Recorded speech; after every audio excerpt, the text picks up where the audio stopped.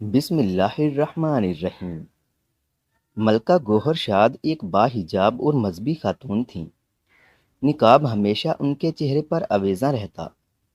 انہوں نے حرم امام رضا کے برابر میں ایک مسجد تعمیر کرنے کا قصد کیا۔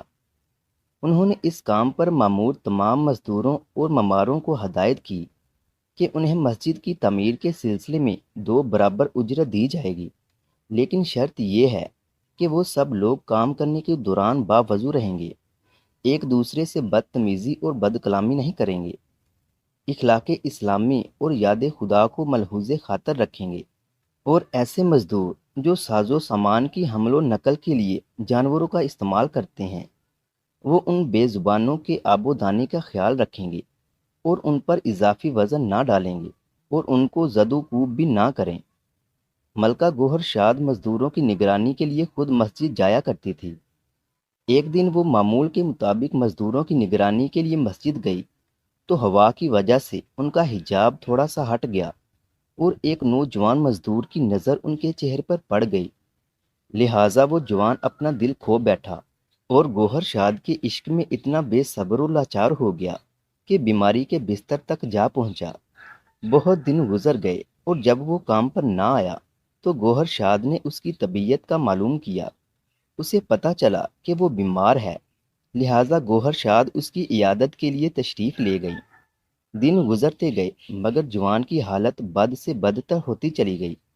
اس کی ماں نے اپنے بیٹے کی موت کو یقینی جان کر فیصلہ کر لیا کہ وہ ہر صورت میں ملکہ گوہر شاد سے مل کر انہیں اس قصہ سے آگاہ کرے گی، چاہے اس کے لیے اسے جان سے ہی کیوں نہ ہاتھ دھونے پڑ جائیں۔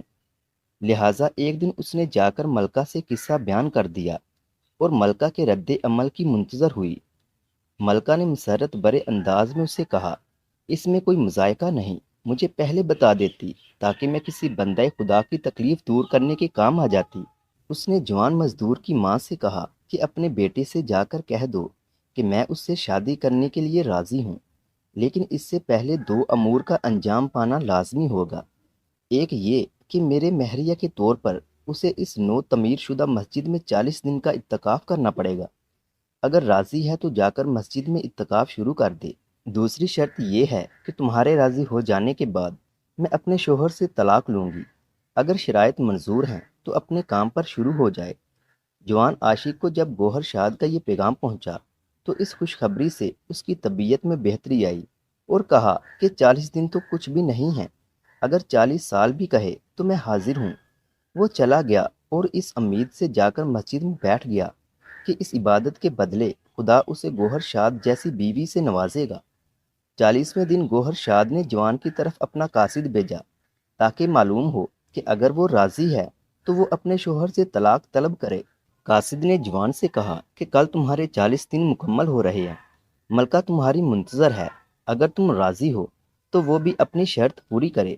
جوان عاشق جس نے گوہر شاد کے عشق میں نماز شروع کی تھی، نماز کی حلاوت سے اس کا دل نرم ہو گیا اور اس نے قاصد سے کہا، گوہر شاد بیگم سے کہنا، اولاً تو میں ان کا شکر گزار ہوں، دوسرا یہ کہ اب مجھے ان سے شادی کا کوئی شوق نہیں رہا۔ قاصد نے کہا، کیا مطلب؟ کیا تم گوہر شاد کے عاشق نہیں ہو؟ جوان نے کہا کہ جس وقت گوہر شاد کے عشق نے مجھے بیمار کیا تھا اس وقت میں اصلی معشوق سے نا آشنا تھا، لیکن اب میرا دل صرف خدا کے عشق میں تڑپتا ہے اور اس کے سوا کسی کو معشوق تسلیم نہیں کرتا۔ لیکن میں گوہر شاد خاتون کا مشکور ہوں کہ انہوں نے مجھے خدا سے آشنا کیا اور ان کے باعث ہی مجھے حقیقی معشوق ملا۔